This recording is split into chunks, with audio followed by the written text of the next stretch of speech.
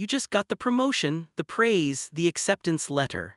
And somewhere underneath the relief, a quieter thought arrives uninvited. They made a mistake. Any minute now, someone is going to figure out you don't actually belong here.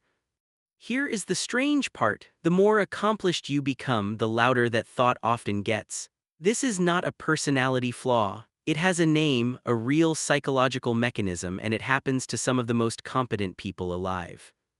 In 1978, psychologists Pauline Clance and Suzanne Imes published a study on a pattern they noticed in high-achieving women. Despite outstanding academic records, professional success, and external validation, these women privately believed they were intellectual frauds who had only fooled everyone around them. Clance and Imes called this the impostor phenomenon. Later research confirmed it was never limited to one gender.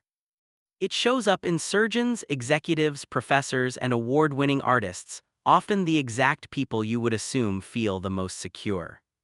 So how does someone objectively good at their job convince themselves they are a fraud? The mechanism comes down to how your brain handles credit for success versus failure.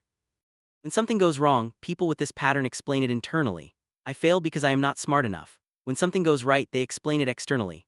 I succeeded because the test was easy, or I got lucky, or the interviewer was in a good mood.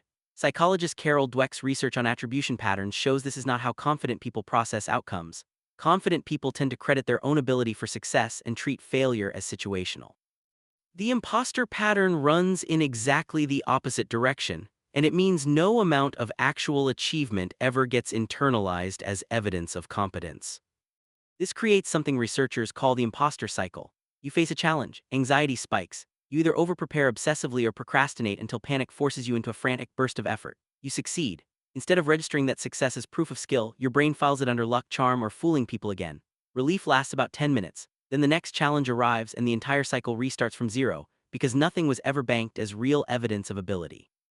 This is why imposter feelings often get worse, not better, as you advance. Every promotion raises the stakes. Every new title means a bigger audience that could theoretically discover the truth. Researcher J. Brooke Anderson, in 2023 survey research across thousands of working professionals, found that imposter feelings frequently peak precisely at the moments people would assume someone should finally feel secure, after major promotions, prestigious awards, and high-visibility leadership roles. There's a specific cognitive trap baked into all of this called the Dunning-Kruger effect, but running in reverse. The original findings showed that people with low competence often overestimate their ability because they lack the skill to recognize their own gaps. The flip side, sometimes called the imposter side of the same curve, shows that highly skilled people often underestimate themselves because expertise makes you acutely aware of everything you still do not know. The better you get at something, the more visible your remaining gaps become, and the more those gaps feel like evidence against you instead of a completely normal part of mastery.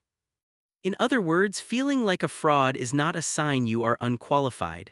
In a strange, well-documented way, it correlates with the opposite. Here is what actually helps, based on research from psychologist Valerie Young, who has spent decades studying this pattern. The fix is not building more confidence in the abstract. It is changing what you count as evidence. Keep a literal record of completed work, specific feedback, and concrete outcomes, because the imposter mind discounts evidence in the moment but struggles to argue with a written list later. Separate the feeling from the fact.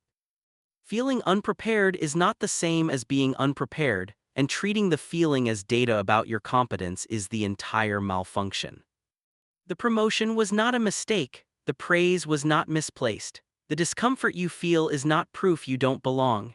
It is, more often than not, simply what competence feels like from the inside before you have learned to trust the evidence sitting right in front of you. You just got the promotion, and somewhere underneath the relief, that same old thought tries to arrive again. This time you have a name for it and a reason. It has nothing to do with whether you actually belong.